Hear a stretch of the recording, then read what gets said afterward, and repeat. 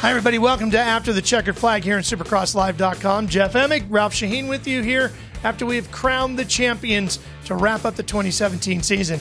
Jeff, let's start with the 450s, and it was Tomac and Dungey. That's what we all came to see, and they didn't disappoint. They didn't. I mean, both of these championship contenders, they absolutely went at it in this main event, and it was no surprise that off the start, both of these riders worked their way to the front.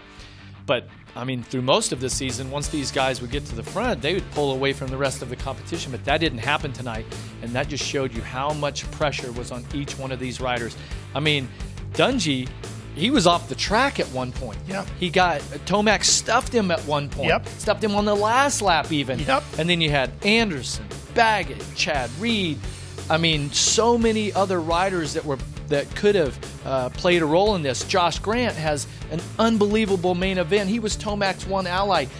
He's making moves up, and it was an absolute nail-biter all the way through the main event. I mean, I've never seen anything like it to come down to this small of points and to crown the champion, where it just came down to the final lap like that, because there was so much chaos going on.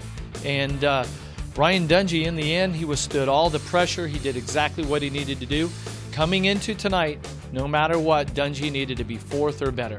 He had been fourth 51 straight main events heading into this. Okay, he's been awesome here at Las Vegas, never worse than second. I mean, just all the records, all of the stats told us that Ryan Dungey was going to get this done.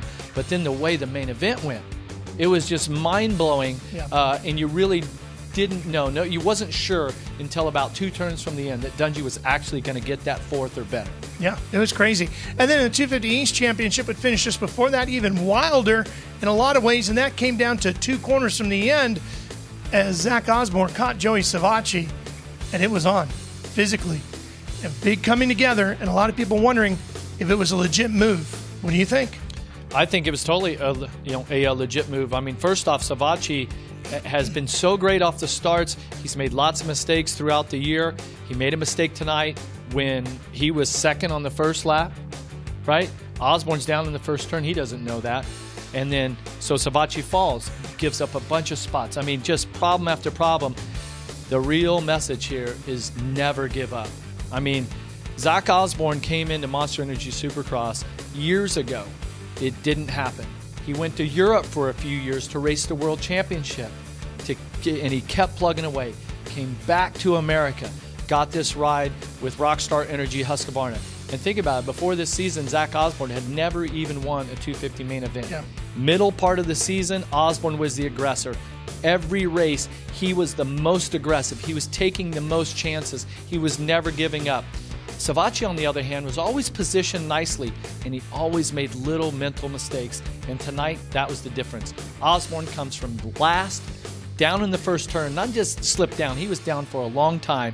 And with 2 turns to go, he goes and literally takes his very first Monster Energy 250cc Supercross Championship. This is an absolutely amazing season for Zach Osborne and Rockstar Energy Husqvarna. Pretty wild season for all of us, and it comes to a close here tonight. Fox Sports will be back here at Sam Boyd Stadium in October for the Monster Energy Cup. We sure hope you'll join us for that. Well, for Jeff and I, it's all over for now. We look forward to seeing you then. Justin Hill, 250 West champ, Zach Osborne, 250 East champ, and Ryan Dungey, now a 4-time Monster Energy Supercross champion. So long, everybody.